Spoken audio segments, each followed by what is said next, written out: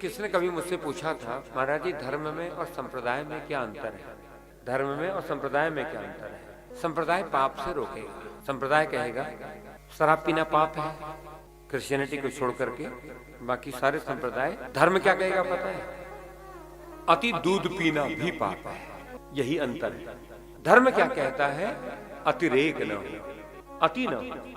जहां अति हो जाती है व्यक्ति धर्म से विमुख हो जाता है और ये मोह निशा प्रकट हो जाती है। और मोह निशा जग सोव निहारा, ये पूरा जगत मोह में ही सोया पड़ा है। इस जगत में जितने भी रोग हैं वो सब मोह से ही प्रकट हो रहे हैं।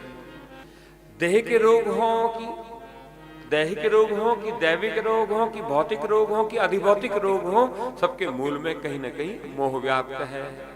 किसी विषय पदार्थ रस से अतिशय मोह हो जाना रोग बनेगा कि नहीं? किसी को मीठा बहुत प्रिय है, संप्रदाय कहता है कि मीठा प्रिय, मीठे में कोई पाप नहीं है, खाओ। किंतु तब धर्म भूल जाता है व्यक्ति, अति मत खाओ। तो अति खाना शुरू करो तो कोई ना कोई रोग आएगा। तो तम जीव के भीतर है, भोगों के प्रति व्यक्ति का रुझान, क्योंकि ये प्रवृत्ति जो है जन्म के साथ मिली है। काम जन्म से मिला है, भूख जन्म से मिली है, स्पर्श के सुख की अनुभूति जन्म से मिली है, जीवा में रस जन्म से ही बनता है।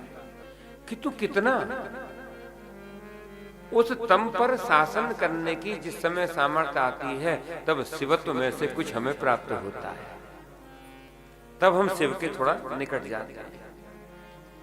तो तामसिक वृत्ति तम है, इस पर हमें शासन करना आ जाए तब हम शिव को समझते हैं, थोड़ा शिव समझ में आता है। कितना खाना है, कितना बोलना है, बहुत बोलने की भी मनाही है कि इतना ना बोला जाए।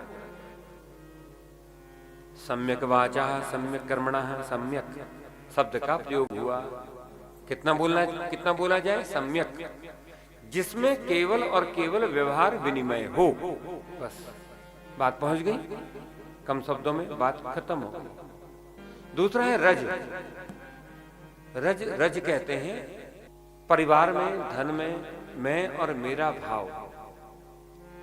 ये मैं और मेरा भाव, देखिए संप्रदाय कहेगा कि तुम्हारा है तो उस पर अपनी स्वामित्व को प्रकट करो। संप्रदाय तो यही कहेगा कि मेरा है, ये धर्म मेरा है, ये पंथ मेरा है, ये माला मेरी है, ये विग्रह मेरा है, ये मकान मेरा है, भवन मेरा है। संप्रदाय तो ये कहेगा। धर्म क्या कहेगा? मेरा मानना जरूरी है केवल उतने के लिए जितने में इसकी देखभाल होती रहे। जैसे घर आपका है, अगर इसमें मेरा भाव हटा ही दोगे तो उसकी सेवा नहीं कर पाओगे। घर की भी तो सेवा चाहिए ना, आंगन बुहारा जाए, झाड़ू लगाया जाए, पोछा लगाया जाए, ठीक समय आने पर रंग रोगन कराया जाए, है ना? इतना तो ठीक है, किंतु भवन में हम रहें, हमारे भीतर भवन न रहे। धर्म कहता है कि संसार तुम्हारे भीतर प्रवेश न करे। समुदाय तो कहेगा मेरा है, वो अपना हक बताएगा, सर में लेके डोलेगा। किंतु धर्म क्या करता है? धर्म उस ज्ञान की निष्पत्ति, उस ज्ञान को प्रकट करता है, निष्पादन करता है उस ज्ञान का कि ठीक है मेरा तो है, किंतु यहां मैं केवल सेवक हूं। तो रज का भी प्रयोग आ जाए तो रज शिवत्व को उपलब्ध हो जाता है। तीसरा है सत। ये तीन पुरियों में तीसरी पुरी है सत। सतपुरी है। अपने जीवन में सत्य को रखो। ठीक है, वाचिक सत्य ही परम सत्य नहीं माना गया, जो बोला गया वही सत्य हो ऐसा भी नहीं, क्योंकि वाचिक सत्य देश काल परिस्थिति के अनुसार वाचिक सत्य भी बदलते रहते हैं।